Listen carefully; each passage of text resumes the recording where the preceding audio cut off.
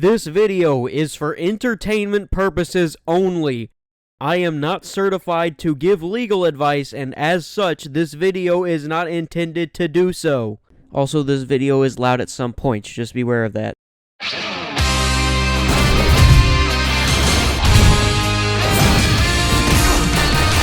Judgement is probably one of my favorite games of all time. It has a unique murder mystery storyline that captivates me every time I play it, a fantastic set of memorable characters, amazing gameplay with many intricacies that I've yet to completely figure out, an astounding and varied soundtrack, and so much more. Yet, on my most recent playthrough, there was something that was bothering me. What the fuck, Yagami? You're assaulting a police officer! Now, RGG protagonists aren't averse to breaking the law, but Yagami's a lawyer, so I'd assume that he would know better. This one fight against some security guards got me thinking, and that idea eventually evolved into me wanting to know just how many crimes Yagami commits in Judgement. This video will only be covering the first 6 chapters of Judgement, because this game is very long, and some of the explanations of why Yagami did or did not commit a certain crime can get pretty lengthy. It's important to mention that everything I say in this video will be following US law, because I'm way more familiar with it, and because there are way more resources out there for me to research compared to Japanese law. It's technically not accurate since Judgement takes place in Japan, but I don't feel like doing legal research for a country whose language I don't understand. This still causes some complications to arise since some laws are treated differently between states, but in the majority of cases, I'll go with what's the funniest. But without further ado, it's time to find out just how many crimes Yagami commits in Judgement.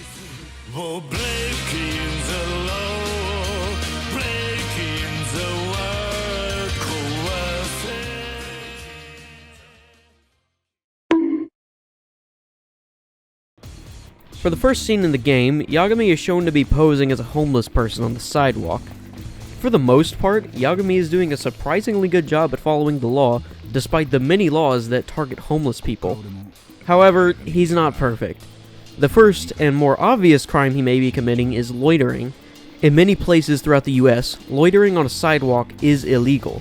Additionally, Yagami is in violation of a sit-lie ordinance, which makes it illegal to sit or lie down on sidewalks or other public spaces during specified hours of the day. The times that these laws take effect are usually from dawn to midnight, though there is some variance, like in this news article, that states that the city of Santa Barbara, California has its sit-lie ordinance be in effect from 2 to 7 a.m. Regardless, I doubt that this scene is taking place past midnight, so Yagami is in violation of this law. Immediately afterwards, Yagami is provoked by a group of thugs, to which he immediately retaliates. This is probably the stupidest thing you could do from a legal standpoint. Yagami's assailants, while having attacked him, were clearly shown to have been walking away and did not wish to continue the confrontation. Because the danger of harm is minimal past this point, Yagami is not able to exercise his right to self-defense. So, Yagami beats the daylights out of these 5 dudes, which means that he is liable for up to 5 counts of assault and/or battery. However, both of these crimes have varying levels, which can range from small misdemeanors to high felonies, which can land you a life sentence. Depending on where you are, there can be 3 or more levels of an assault charge, but the 2 most important ones for the topic at hand are simple and aggravated assault. Before I get into specifics, it's important to note that assault and battery are 2 different charges in some places, while being the same charge in others. In jurisdictions where the charges are separate, assault is defined as the intent or fear of someone inflicting bodily harm on someone else, whereas battery is the act of actually inflicting said harm. I know that all of you want to see Yagami get as many life sentences as possible, so for the purposes of this video, I will be considering the 2 as separate charges. With that out of the way, Xiao's California Law Group defines an assault as the unlawful attempt, along with the present ability, to cause a violent injury to another person. There's also a key difference between simple and aggravated assault. Simple assault involves any kind of threat of harmful or offensive touching towards another person. Aggravated assault is a more serious type of assault that typically involves the use of a deadly weapon, an assault on a particularly vulnerable victim, or an assault that causes serious injury. In Yagami's case, he has committed assault with a deadly weapon, a kind of aggravated assault. It is possible for parts of your body to be considered deadly weapons in many, but not all states, as they can inflict lethal harm. However, body parts aren't always classified as deadly weapons, and are usually considered on a case-by-case basis. There can be a lot of nuance when it comes to whether or not a body part is ruled as a deadly weapon, but I think it's pretty safe to say that Yagami's hands and feet would, as according to criminaldefenselawyer.com, courts have also considered the human body a deadly weapon when a kick or blow lifted the victim off the ground. And, I think most of us would agree that Yagami is pretty good at doing that. Of course, all this applies for both assault and battery charges, so from now on, I will count Yagami as having committed 1 count of aggravated assault and battery for every enemy in the game that he's required to beat, unless there are certain circumstances that would reduce or avoid the charge altogether. Moving forward, when I say that Yagami has committed assault and battery, I'm talking about aggravated assault and battery. I'll be sure to clarify I'm talking about the simple version of either crime. After beating up the punks, Yagami throws off his homeless outfit onto the street. I'm willing to let this one slide, as despite him not being shown picking it back up, it isn't on the street when you return to gameplay, and you can use the same outfit later in the game, so no littering charge here. In a similar vein, Yagami would not be charged with stalking the horseplayer detective, as private investigators are given legal rights to surveil over anyone and track their movements as long as it's in a public place. As far as I can tell, the chase is also legal. For the most part, the chase itself could be labeled as some form of harassment, but I couldn't find anything concrete, and that likely wouldn't extend to someone trying to avoid paying their debts. One thing that definitely isn't legal though is vaulting over some random dude in the street. 1 count of simple battery here, because this guy probably didn't know that he was about to get vaulted over, and was in no way threatened with assault, so only a battery charge applies here. For the fight against the detective, it's shown that Yagami does attempt to defuse the situation, first by telling the detective off, and then using proportionate force. This is good because it allows for Yagami to plead self-defense. A self-defense plea for an assault or battery charge is only applicable when the accused is proven to have had no other option and that they had used only the amount of force necessary to protect themselves from harm. Good luck convincing the judge that tiger dropping your attacker into the next dimension counts as necessary force. Now, you could argue that it's technically possible to fight in a way that wouldn't fall under excessive force, and to that I say, you absolutely can. But Yagami does not fight like that. I wouldn't be able to tag team heat action an enemy through the air with Kaito if that wasn't something that Yagami wouldn't do on his own in a fight. That's 1 more for aggravated assault and battery. The next scene is quite a doozy. The first red flag is one line by Yagami where he says, "Hand over what you owe," and round it to 150k for my trouble. Kaito then comes up and begins assaulting the detective. Though Kaito is the one assaulting him, Yagami is allowing and even encouraging him to do so, which would make Yagami an accomplice. Not only that, but he is using the threat of Kaito's assault to intimidate the detective into giving him more money than he actually owes, which is extortion. The worst part of this scene, though, is why Yagami is collecting the debt in the first place. Yagami is knowingly doing a job for the Yakuza, a criminal organization. This could potentially bring a whole slew of other crimes to the table, but the most that I can peg him on for this scene alone is conspiracy to extort, on top of the already existing extortion charge, as well as racketeering. I'm less than 30 minutes into the game and I already have almost 3 pages of script. After 3 more counts each of aggravated assault and battery, Yagami heads over to Genda Law Office for a detective job. Genda sends him off with a divorce case before Yagami gets interrupted by Saori saying that Shintani needs help with a murder scene. The two of them meet up at Tender, and Yagami finds out that Hamura has been accused of murdering a Kyorei clan Yakuza. They go to interrogate Hamura, and then Yagami and Shintani part ways. Yagami actually takes a decent break from breaking the law. I'll use this respite to mention that I won't be counting any random encounters for this video. They're all avoidable if you just run away, and the amount you get in a single playthrough can vary. You could end up beating 500 goons, or none at all. Additionally, I won't be counting any objects that are destroyed in battle, only ones that are destroyed in cutscenes or mid-fight action sequences / QuickTime events. One scene that's tricky to make a call on is when Yagami meets his friend Tsukumo in the internet cafe. Tsukumo says that he can help Yagami find someone by using an app on his phone called Chatter. The bad part is that Tsukumo illegally hacks into Chatter's servers and presumably uses private information to use the app in a way that it's not intended to. Now, these are all crimes that are being committed by Tsukumo, but Yagami is knowingly allowing him to use his device to perform them, which would make him an accomplice. The complicated part comes in exactly what crime Tsukumo, and by extension Yagami, are committing here.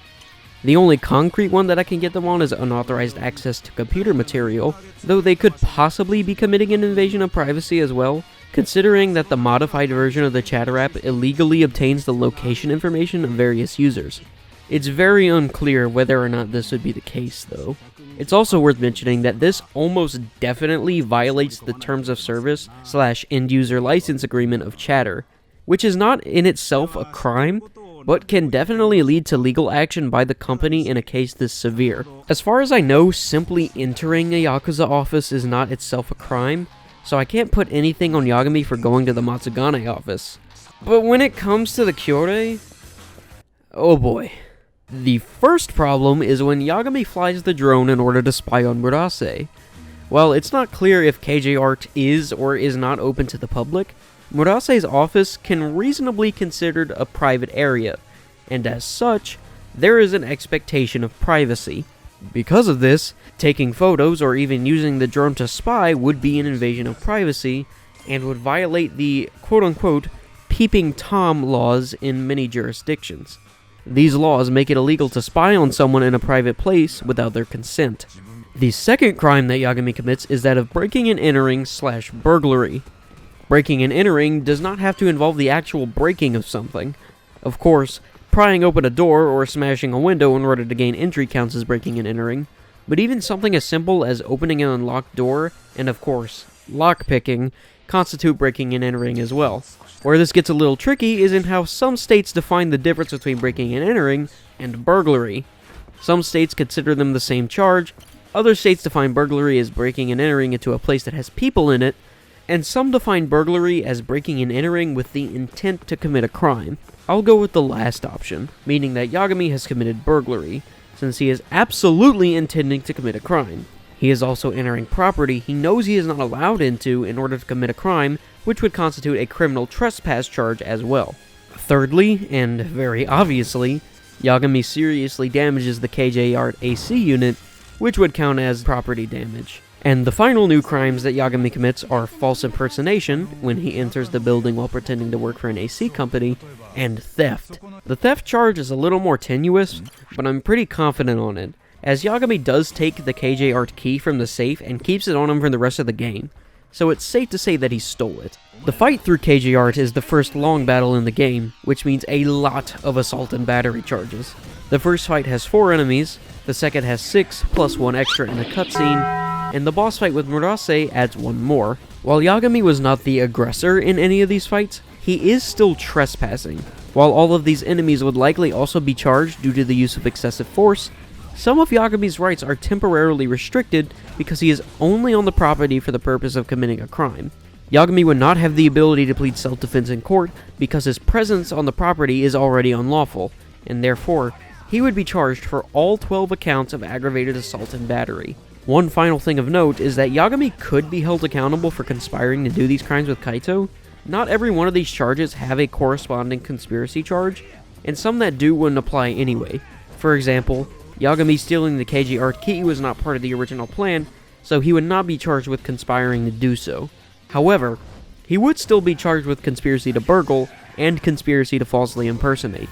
Later, Yagami is trying to track down a host named Seiya after failing to find him at Stardust. He takes the next logical step and asks Tsukumo to help him out again.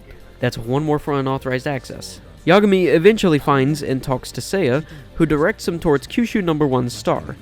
Unlucky for him, Murase and his boys are there to greet him. I'm willing to let this one slide, as even with Kaito's help, Yagami is still greatly outnumbered, and Murase is using a sword. Yagami is definitely in immediate danger of serious injury or death, and would be justified in defending himself. For once, he actually manages to avoid assault and battery charges. This isn't the same case when Yagami goes back to KJ Art to save Seiya's sister. She has been kidnapped, and Yagami is taking matters into his own hands to rescue her.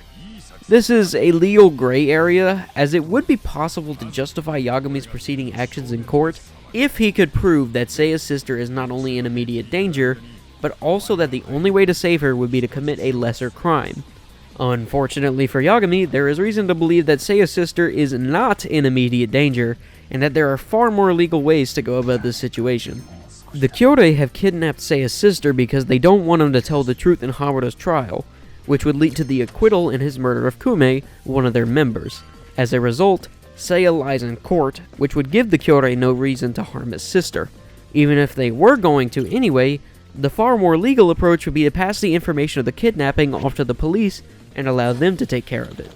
Due to all of this, Yagami has committed all of the following crimes: burglary, conspiracy to burgle, conspiracy to damage property, criminal trespassing, aggravated assault times 11, and aggravated battery times 11.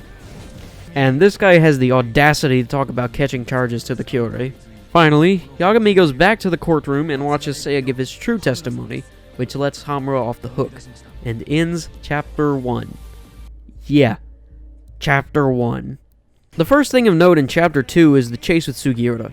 I couldn't find anything definitive for if jumping across buildings or running inside of the Millennium Tower was illegal.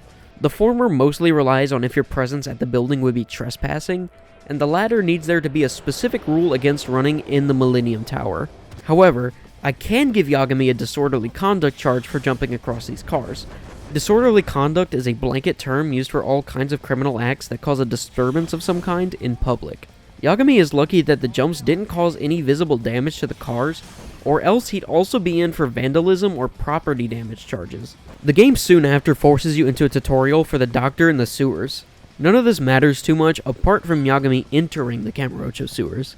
In many places, entering sewers is illegal if you aren't a designated sanitation/maintenance worker or a worker for the city. In some regions, sewers are considered a critical infrastructure, so Yagami would get a trespassing charge as well as an unauthorized access to critical infrastructure charge. Other than that, I don't think that a first aid kit is the worst thing you can get from an unlicensed doctor. Nice to know that Yagami isn't in possession of illegal drugs. He may be wanted by the state for everything short of murder, but he would never be in possession of illicit substances. Right? For now, the game sends you into a forced side case, where nothing illegal happens. Afterwards, you find Kim as he's confronted by Kasai and his goons. I'm on the fence on whether or not to call assault and battery on this one, because Yagami could plead both self-defense and defense of another, but then there's still the factor of excessive force, which I think would nullify them. Sorta. Another factor that hasn't really mattered until now are the mortal attacks. Big attacks that deal major damage to Yagami and crack his health bar. Due to the force of these attacks, it's possible that Yagami could point to them in court and say that his attacks are of equal force, and as a result, he only used the amount of force necessary to defend himself or Kim. Murase had these attacks as well, but both of his fights had extenuating circumstances. The first involved Yagami trespassing, which would revoke his right to plead self-defense, and the second had Murase use a sword, which itself would allow Yagami to plead self-defense. I think whether or not the mortal attacks will affect Yagami's ability to plead all depends on the specifics of the attack itself. Other bosses may have more extreme attacks, but for Kasai, I think there's still a big difference between punching you a little harder than usual and...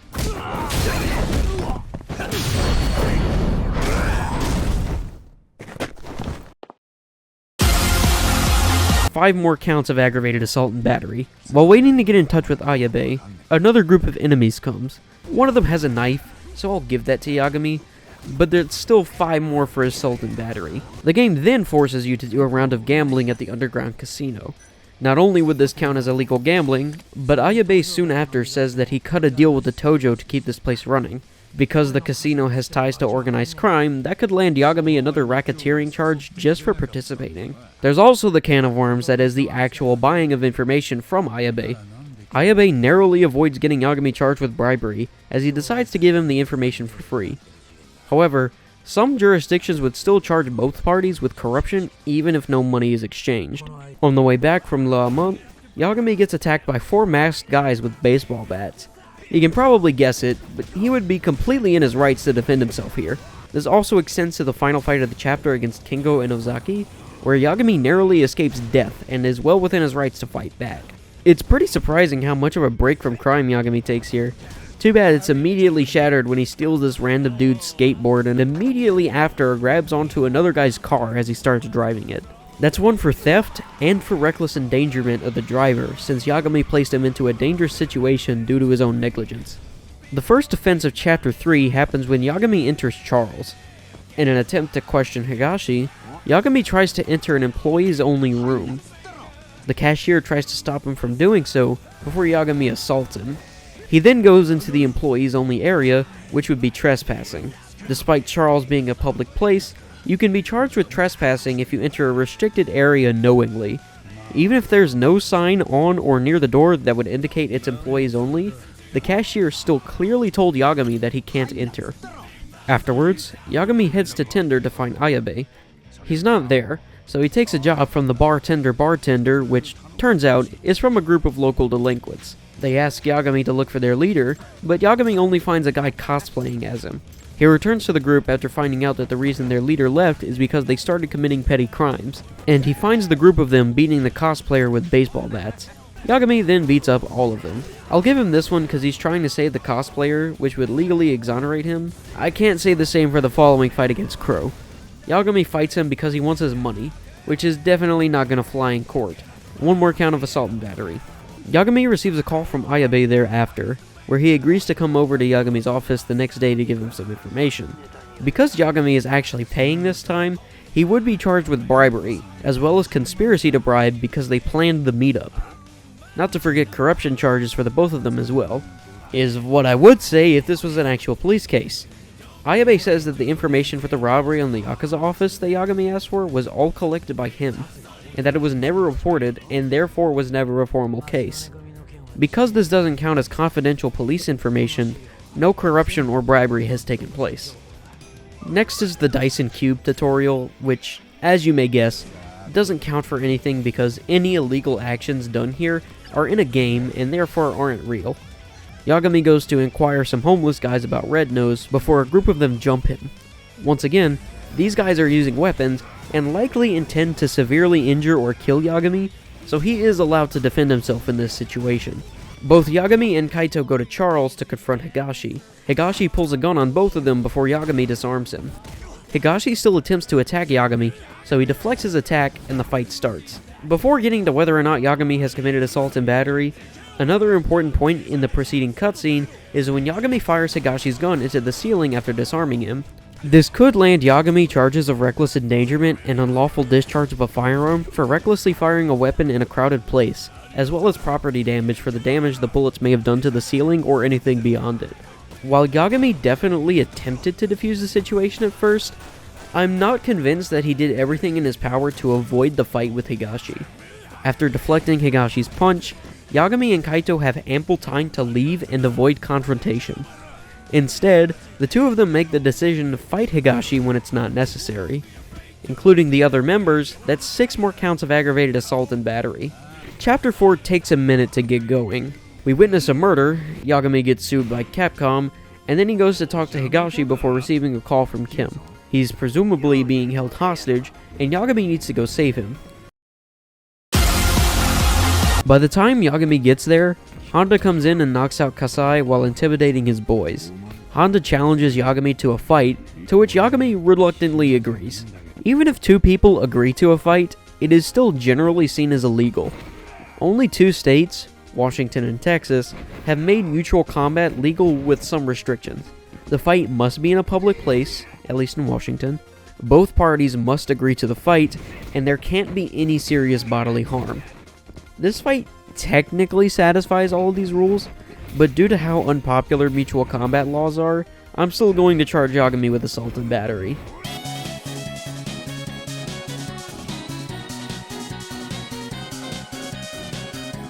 Yagami takes another side case to pass some time. Nothing particularly illegal happens during it. Yagami does get into a fight, but only because the guy pulled a knife on someone, which falls under defense of another. After warning Shintani, Yagami heads over to Tender and speaks with Ayabe. Ayabe gives him some more information, but like the first time, Yagami doesn't have to pay for it. That still lands him with another charge of corruption though. Yagami once again violates Peeping Tom laws by spying on the Kyorei with the drone again, before both him and Kaito get held at gunpoint on the rooftop. They manage to avoid getting shot with the help of Sugiura, which begins the fight against Shioya. Now, You could argue that since Yagami was literally about to get executed, he and the others are perfectly within their rights to do what is necessary to escape the situation. This is kind of a murky situation from a legal standpoint, but I'm willing to give it to Yagami because Shioya and his boys are probably still intent on killing him if at all possible. In the following cutscene, Sugiura crouches down and delivers one last kick to Shioya even after it's made pretty clear that he is too tired to continue fighting. I was going to turn around and say that this technically counts as Yagami allowing it to happen, which would therefore make him an accomplice, but Sugiura's attack is pretty sudden, and he doesn't give any kind of notice that he's going to do it, so I think it's safe to say that there's no way that Yagami could have known about it or endorsed Sugiura's assault. The three of them stop by Charles, Yagami heads over to Tender, he stalks Marie for a minute, and then finally heads back to his office. Saori asks him to call and check up on Shintani, to which he hears the vibration of his phone from the closet. He opens the door to find Shintani's corpse, and the chapter ends. I really wanted to tack a tampering with evidence charge on Yagami here, but I don't think I can. The most I can get him on is that Shintani's phone has been visibly moved between the investigation segment and the cutscene, but the lack of intent to impede or alter the investigation in some way would make him not liable. After Yagami leaves the law office the next day, he finds a man lying on the sidewalk. The man tells him to create some kind of concoction for him to feel better. He does so, and the man introduces Yagami to his quote-unquote extracts.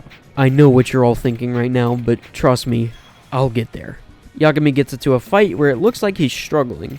The old man gives him some of his extracts, and you're forced to use them in order to finish the fight. Now, there are two very different and equally insane and funny ways to interpret this. The first is that these extracts actually give the user superpowers. I'm pretty sure that the law doesn't explicitly state that firing lightning balls at people is illegal, but I'm pretty confident in saying that it is. The specific extract that you're forced to use is the Thunder Strike extract, which is one of the more tame ones, as it just makes your attacks break guard easier and prevents you from getting stunned. Still, using literal superpowers in a fight could be pretty damning from a legal standpoint, and could get as bad as landing Yagami an attempted murder charge for each person in the fight. The second way you could go about this is that the extracts don't actually give Yagami superpowers, but Yagami is just imagining them. This theory has a little more weight to it, that weight being the entirety of Yakuza 7. In that game, Ichiban and his teammates use all kinds of weird attacks that would be completely impossible for a normal person to perform. A common fan theory is that Ichiban suffers from schizophrenia, a mental disorder characterized by unusual behaviors, delusions, and, most importantly for the purposes of this video, hallucinations. The downright ridiculous attacks that Ichiban and his party can do are often rationalized as hallucinations caused by Ichiban's schizophrenia. Hallucinations not unlike the very similar attacks caused by extracts. So, take your pick. Yagami is either using superpower drugs or LSD. I'm going with the latter, which would not only bring Yagami 5 assault and battery charges for beating up the dudes in the first place, but also 1 charge of possession of an illegal drug, 1 charge of the usage of an illegal drug, and since he's in public, 1 charge of public intoxication.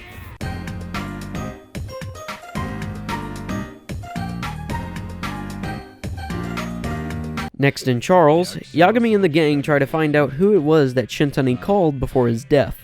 You have the option of impersonating him, which is probably illegal, but this one is avoidable, so I won't count it. Partway through the chapter, Yagami has an extended flashback to 2015, which has a Mexico filter for some reason.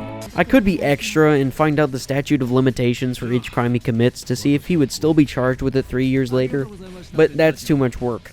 I'll assume that he's still liable for every crime in this part. Unfortunately, most of the flashback is just investigating. No real crimes happen until pretty far in. Yagami grabs hold of Terasawa's arm when she very clearly does not want him to, which would be simple assault and battery. He does get into a fight after, but most of the guys have weapons, so I'll let it slide. Other than that, there's really nothing else to the flashback segment, and by extension, the chapter. Chapter 6 starts with Yagami and Hoshino going to the ADDC to trace Shintani's call to Shono. After a short meeting with Director Kido, the two of them go to find Shono in his lab. Shono very clearly does not want them there, and is very nervous about the situation. After being asked to leave by a worker, or especially the owner of a certain place, failing to do so will count as trespassing. The repeated unwanted questions and presence of Yagami could cause Shono to pursue harassment charges as well, which I'm fairly confident could go through, since Director Kido states that he plans to file a formal complaint to the Ministry of Health. A large portion of the chapter is dedicated to a side case. This is a trap that Judgement falls into a lot, but mostly in these early chapters. There will be less of these in Part 2. And God, I sure hope there are less of them, because they don't usually have many crimes in them. You're first tasked with finding information on an old friend of Kaito's who seems to be doing some shady business.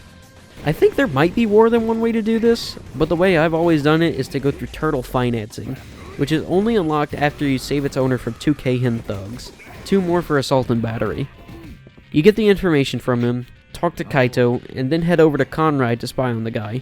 Kaito isn't too happy to hear you slandering his friend, so he and Yagami decide to fight it out. Like with Honda, even though the two agreed to a fight, that does not make it legal. Another count of assault and battery. Another thing about this fight, though, is that it takes place on a busy street. Traffic is being blocked, and even if Yagami and Kaito are not doing so directly, they're still causing a public disturbance and are preventing vehicles from moving. 1 count of obstruction of traffic, and 1 of disorderly conduct for causing a disturbance in public. There's another fight immediately after with 5 dudes, but I won't charge Yagami with disorderly conduct and obstruction of traffic again, because these fights are in the same place and are back to back. He is still liable for 5 counts of assault and battery though. After some surprisingly legal story events, Yagami heads over to Ginda Law Office for a chat with Hattori, a journalist. It turns out that he just left, so Yagami talks with Mafuyu instead.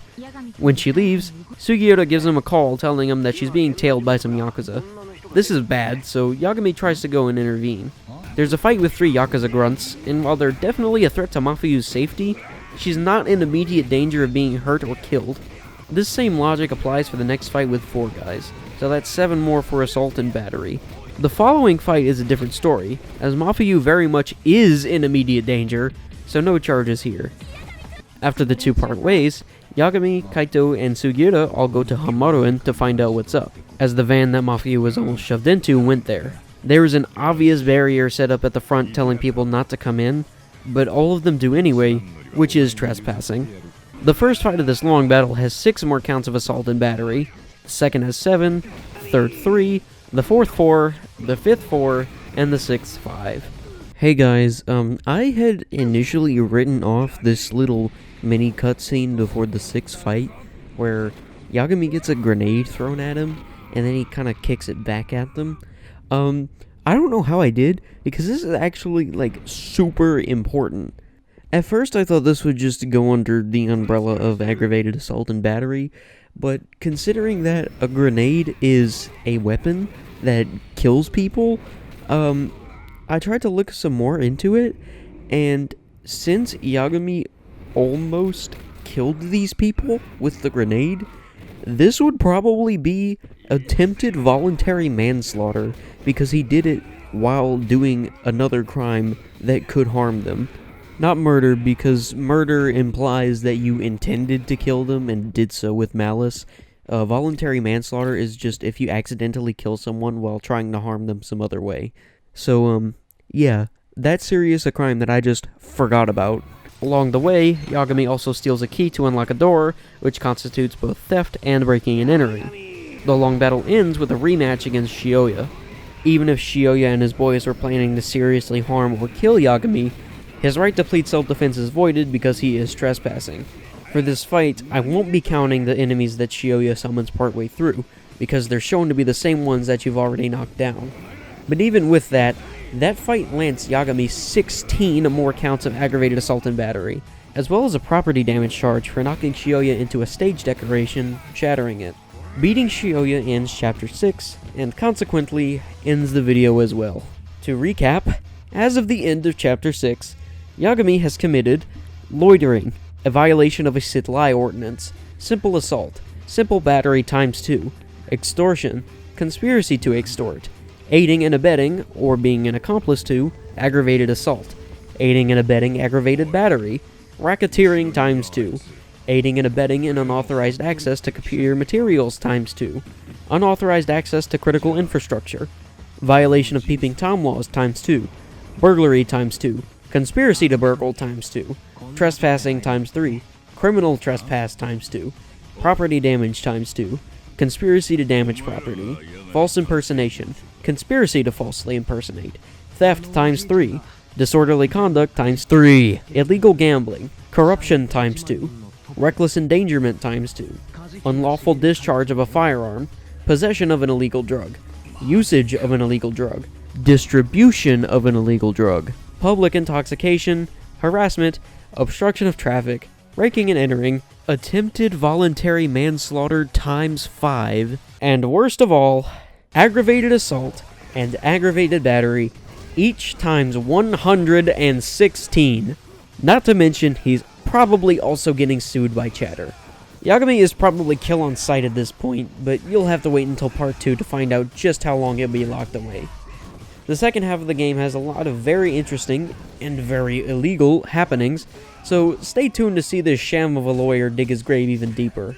I guarantee you that I got many things in this video wrong, but I certainly hope that you enjoyed it nonetheless. Thank you for watching, and I'll see you soon.